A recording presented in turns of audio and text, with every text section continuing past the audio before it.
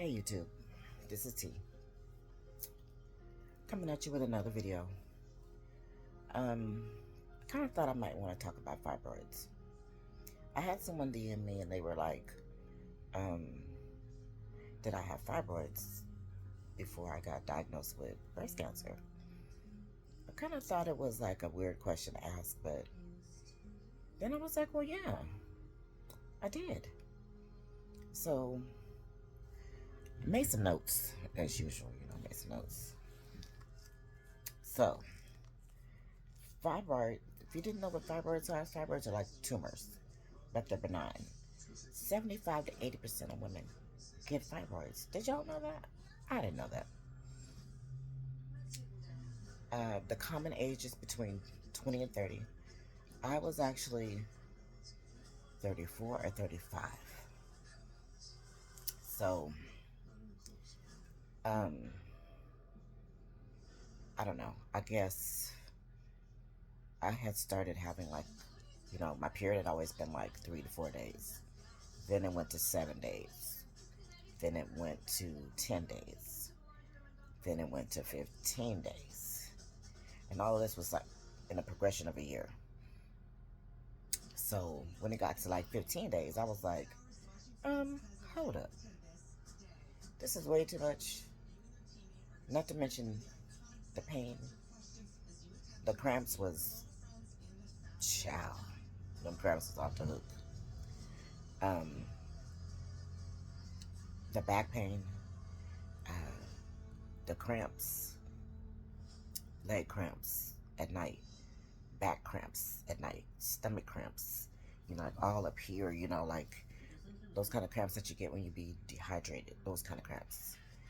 Um, it was kind of ridiculous. So I went to the doctor and he was like, well, I don't see a reason that your period would be, just keep extending. And I was like, really? I don't see a reason either. It's not like, I've always been the kind of person that if I thought I felt something, I went to the doctor. I never went, like months and months and months without going to the doctor, seeing what's going on. So by the time it got 10 days, this is all within months, you know. Um, by the fourth month, when it was, I think I was on like the fifth day, and I was bleeding like really, really heavy. Like at work, I was having to sit on a plastic bag and carry like 2 or 3 outfits because I was having accidents. Like I was having to wear that cup thing that looks like a diaphragm, a super, super plus, no super plus tampon, and an overnight pad, and that wasn't helping me. Every 4 hours, if I didn't change, I was having an accident. And I don't mean like, like a little bit. I mean like, I would be soaked. I would be soaked. So I would have a blanket wrapped around me. So when I would go to the bathroom, I grab my overnight bag and I'll go in there and change clothes. Give myself a little whole bath and wash myself up. So now, for me, for me, my symptoms were an extremely heavy period, um, major cramps, back pain, leg cramps. I was having headaches. I was dizzy. Um, I wasn't able to eat. I had lost like 15 pounds. And, the doctor was like, are you on a diet? I was like, yeah. I don't feel good, so I'm not eating diet. That always helps you to lose weight. Yeah, that one. He kind of laughed. He's like, well, we're going to see what's going on. So the first thing they did was they did an ultrasound. But because I was on my period, and my period was so heavy, they couldn't really see um, what was going on. So they scheduled me for a few days later when I was towards the end of my period, when I was lighter. And they did an internal ultrasound. They put that thing in you. Looks like a dingling. Well, looks like a dildo. They put that in me, and um, the lady was like, "You've got about 5 fibroids." I said, "What?" I said, "What is that?" Because I think the only time that we find out something about us is when it happens to us, or someone in our family, or a friend, or something that happens to them. It's not something our mom sit down and say, "Hey, look, when your periods start, you're gonna have headaches, your back might hurt, you might get dizzy, you might have to lay on that bathroom floor the first couple of days because that's the only thing that's gonna stop them cramps. Or you're gonna have to take some hot baths and sit your behind in there until that water cool down so your back will stop hurting." No, they don't tell you stuff like that. The only thing my mama told me was she used to have horrible cramps, and maybe because she had cramps, maybe I would. So when I first started my period at age 10, I used to have to be sedated, but then I was going through chemo, so it was a lot. And I mean, the pain was so bad I could barely stand up. That's how bad the pain was. My back hurt so bad, so bad. The first couple of days, so they just kept me sedated. Now, I kind of wanted to give some details because this happened when I was 34. I just turned 60 in October, so I don't really remember everything, but I, I remember a lot of it. So, symptoms. Oh, okay. One with back pain, frequent urination. That means, girl, you're gonna be in the bathroom peeing a lot, a lot. You're not gonna be able to really empty your bladder. You're gonna always feel like you're peeing. Like as soon as you go pee, by the time you go back and do what you were doing, you're gonna feel like you gotta pee again. That kind of madness. Um, pelvic pain, pelvic pressure. Like it feels like, I don't know if you know what your pelvic is, but you know those bones that stick out when you're kind of skinny. That's your pelvic. It just aches right in there, like really, really bad. Um, Fibroids are made of muscle and connective tissue. That means that they're kind of like a muscle, and it kind of intertwines in the tissue surrounding it. So it kind of does this with with everything. Um, Constipation. Uh, okay, empty bladder. Okay, so the so-called risk factors. Now, mind you, I was 130 pounds. But everything with a girl always starts with obesity. They always think because you're a big girl that's why. They always say, "Oh, maybe if you lose like 15 or 20 pounds, you know what I'm saying? Maybe you won't have them problems."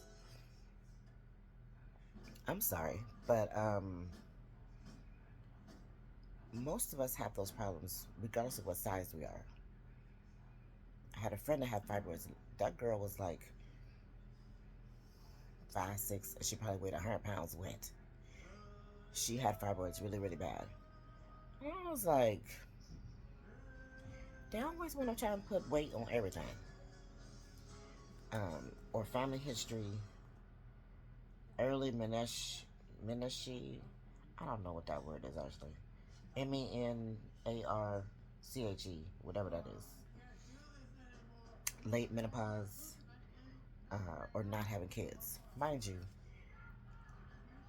I had already had 2 sons. I had been pregnant 4 times.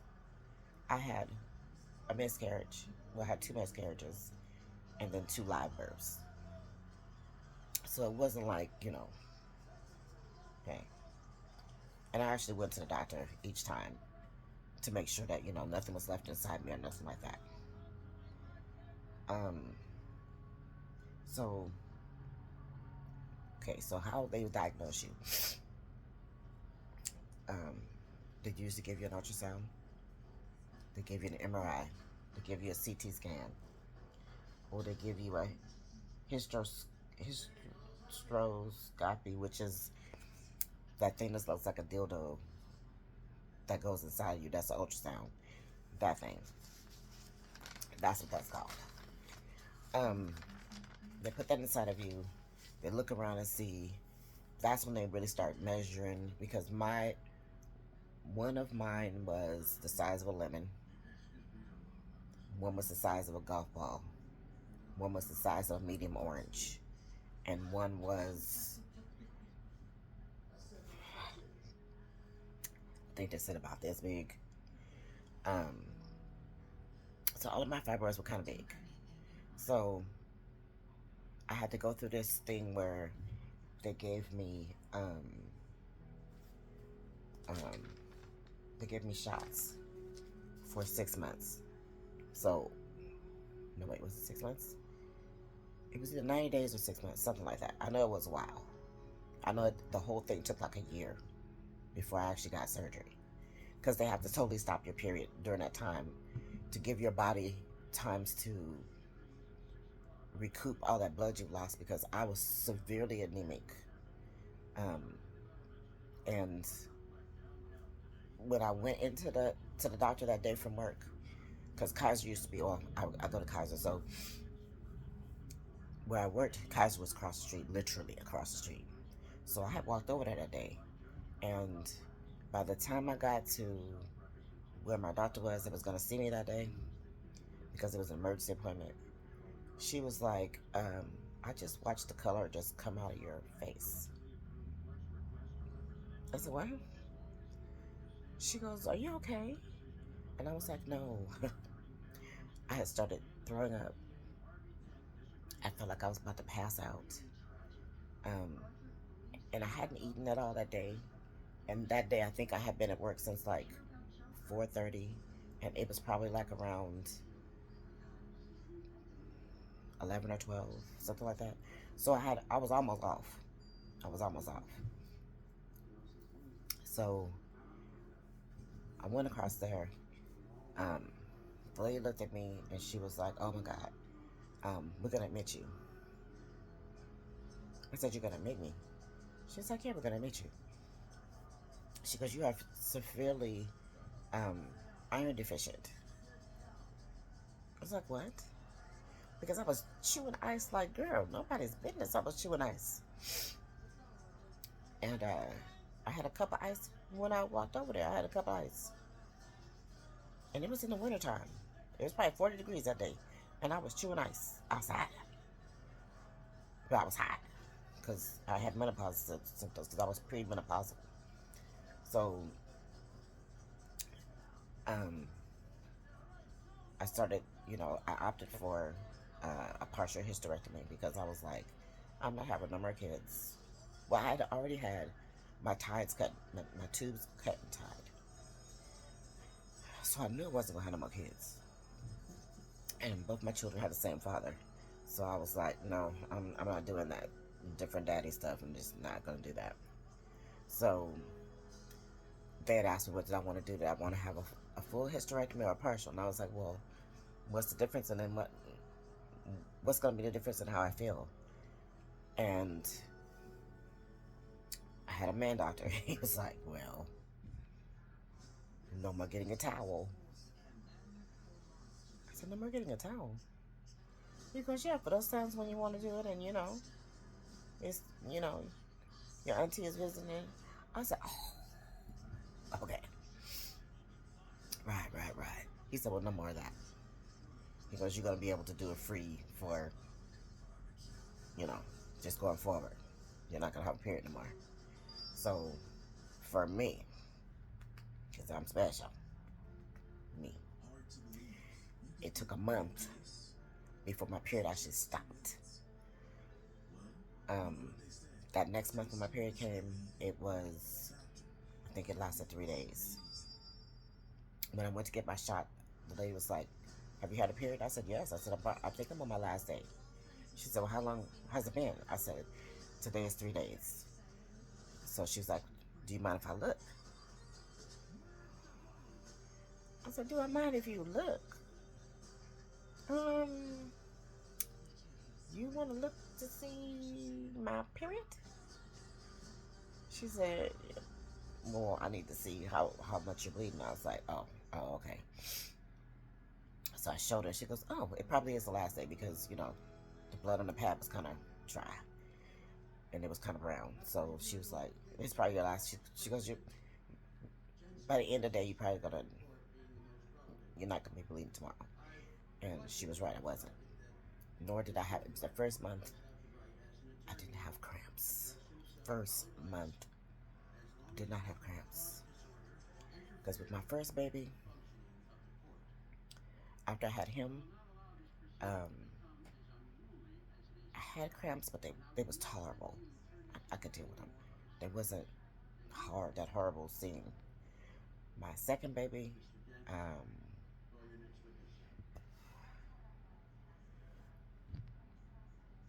Sorry, y'all know every time I start a video, I get gas. Excuse me. Excuse me. Um, I started having cramps just kind of random. Usually it would be like if I had a really stressful month or if I had been fighting or arguing or something days before, like the first few days would be really crampy, and then that second or third day, I wouldn't have any cramps. Oh, I am so swollen. Look at that. Yeah, this medicine be having me all puffy. Just puffy. Looking like a blowfish. Yeah. But, um, I was looking on here because I had started to do some, um, notes. Y'all gotta excuse me because I was kind of, I thought I was prepared, but I ain't prepared. What is this? I need the internet. Where is the internet? I'm using my son's phone and child. I don't know what. Where is the internet on this piece of crap? Is that the internet? Okay. Okay. Okay, there we go. Okay, there we go. Um,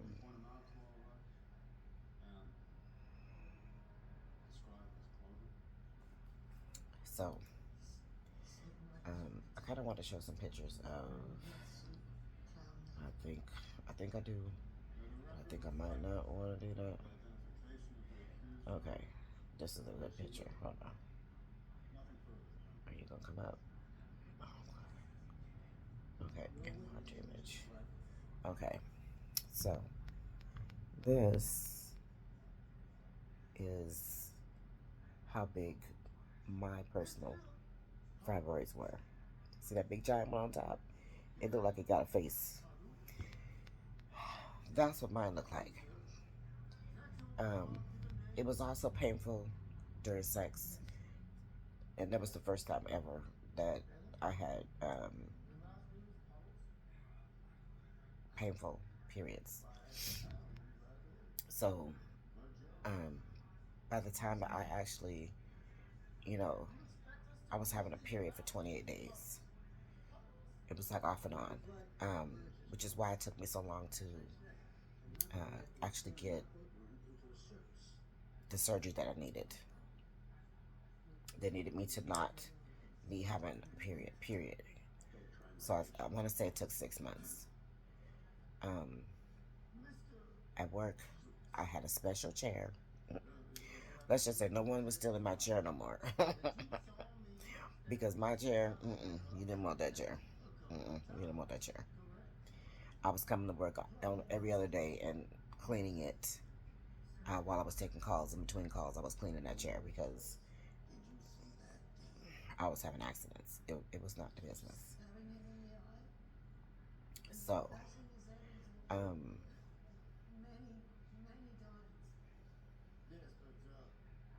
okay, now, see, every time you do a Google search, it says something different.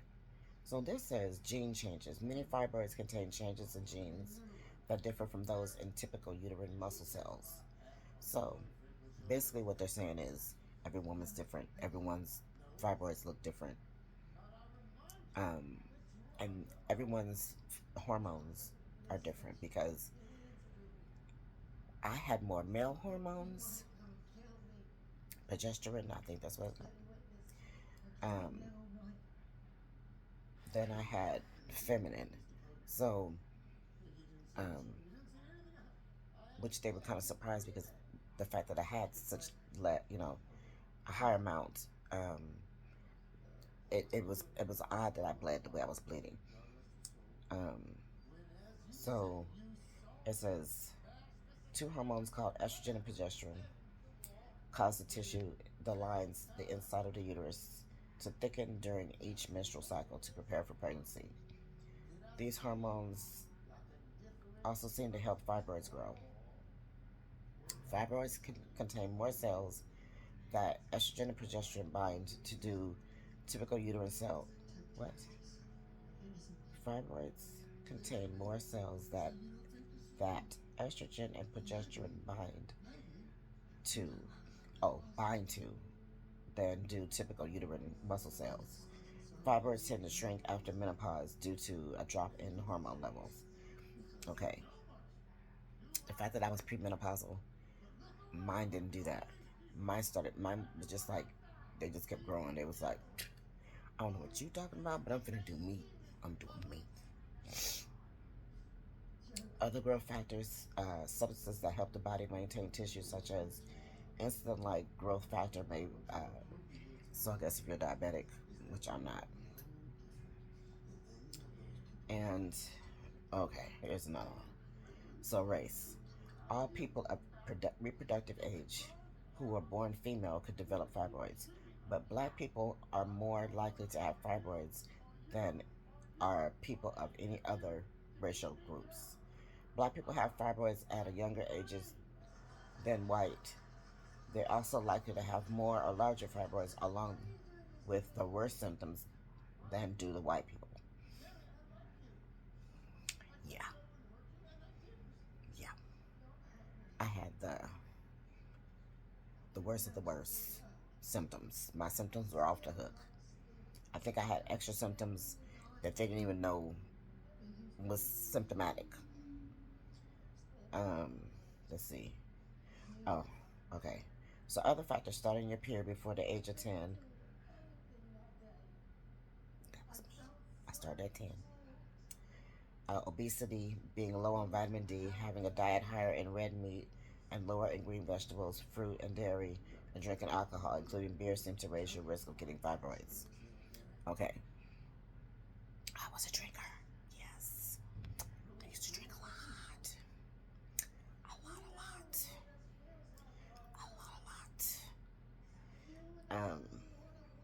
But then I stopped because I realized that drinking makes me violent, and I really didn't like to fight, even though I wanted to fight all the time. And I'm usually kind of violent, but I had to stop that because that's ridiculous. And once you get a certain age, you need to stop the madness. You do. Especially if you're a mom. You need to stop it. Just cut it out. You don't need to be fighting nobody. Forget them people. The food they eat don't make you poop. No, boo boo, they don't. So you need to cut it out. Okay, what is this? Fibroids may also raise the risk of certain pregnancy complications. This includes placenta interrupt abruption. Then the organ. Wait, what? When the organ that brings oxygen and nutrients to the baby, called the placenta, separates from the inner wall of the uterus.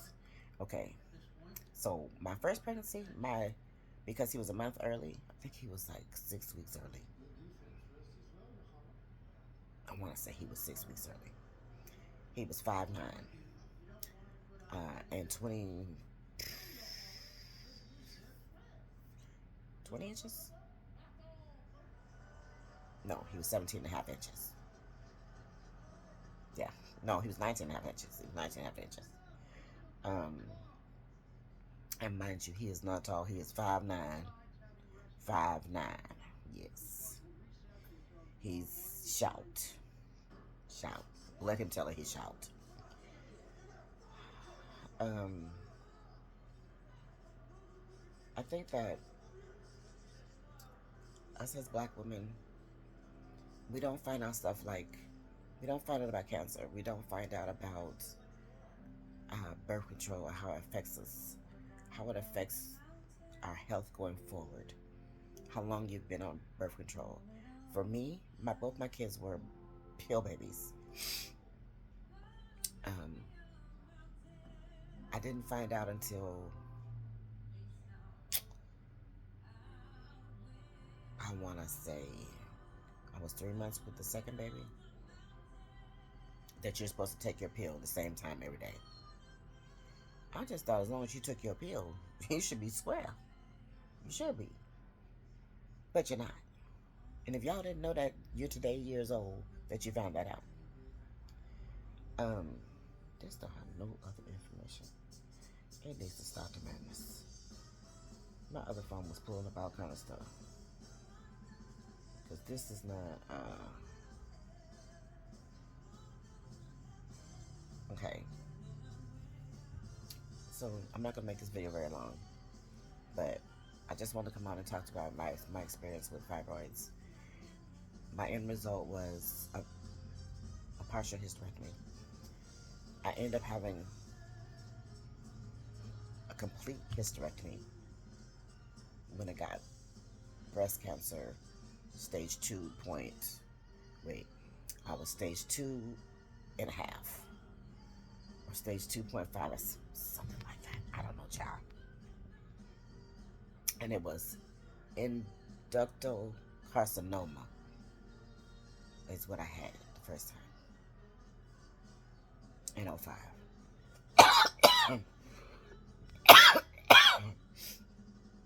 um, Excuse me, y'all. And then now I am stage 4 metastatic HR2 negative. Wait, stage 4 metastatic breast cancer, HR2 negative. And that means that my cancer grows everywhere and anywhere. If you are HR2 positive, that means that your cancer will reoccur. For me, the stage 4 HR2 negative means, for me, it means the fact that I have metastasized, that means that my cancer be like I said, in my shoulder, on my spine, on my lungs, on my shoulder, on my kidneys, and on my liver. That's where my cancer is. And my cancer is small. My cancer number is 84. I started off in the high 350s. My cancer number is 84. It's been 84 last year. I just got a email from my doctor when I was throwing up blood, just willy-nilly throwing up blood. But because I have stage 4 cancer, they don't know what my, everyone's stage 4 is different. Everyone's symptoms are different. When I was first diagnosed, I could barely get up out of bed. I couldn't let my dog out. I couldn't feed her. It was just horrendous. It was horrendous. But now I can get up. I can mop my floors. I could sort of wash dishes, but my knee be on pain status because I got osteoarthritis in my knee. And I'm not totally to the bone, but I'm to the my bones are almost touching. They're almost rubbing each other. So it's hard for me to stand for long periods of time. Like, it's really hard for me to wash dishes or to like stand up and reach over my head or something like that, because my knee be like, if you don't sit down somewhere, sit down. Sit down, little girl. Sit down. Yeah. Yeah. So I try to do everything on my walker. You know, I sit on my walker and I use one foot and I just push throughout the house to do what I gotta do. If I want to mop, I go get the mop. I mop while I'm sitting in my chair, and I'll just scoot around. Um, my little Cadillac.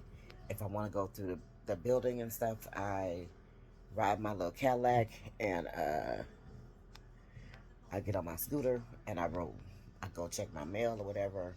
You know what I'm saying? I put it on Rabbit and I fly through the hallways. Yeah. But I'm going to conclude this. Today is, I think, the 29th. Today's the 29th. So I'm going to post this. Um, and I think, okay, in my last video, I said I was going to add my pictures at the end. I couldn't figure out how to get them on the end, so they ended up on the front. So for this, I'm going to add that picture that I showed so that you can actually kind of see. And you can pause the video, whatever, and kind of look and see, okay, what that looks like if you don't know what that looks like. Just to get some information. So I forgot my train of thought. Keep my brain is for real. It is for real. Oh, like, comment, subscribe. Let someone know this is what happens. Hell, you. You. If your period suddenly just starts being more than 2 3 days, more than 4 or 5 days, girl, go ahead and check that out because you might have some fibroids. Go do it. If suddenly you start to not, if you suddenly start getting cramps really, really bad and you've never had cramps, girl, go take your behind to the doctor because you might have fibroids. Fibroids are horrible. They're horrible. They will make you feel not the best at all. Not the best. Um, like, comment, subscribe. Let someone know. Share it with somebody. I think everybody needs to know about fibroids. I do. Especially if you're a brown person. I will talk to you soon. Adios.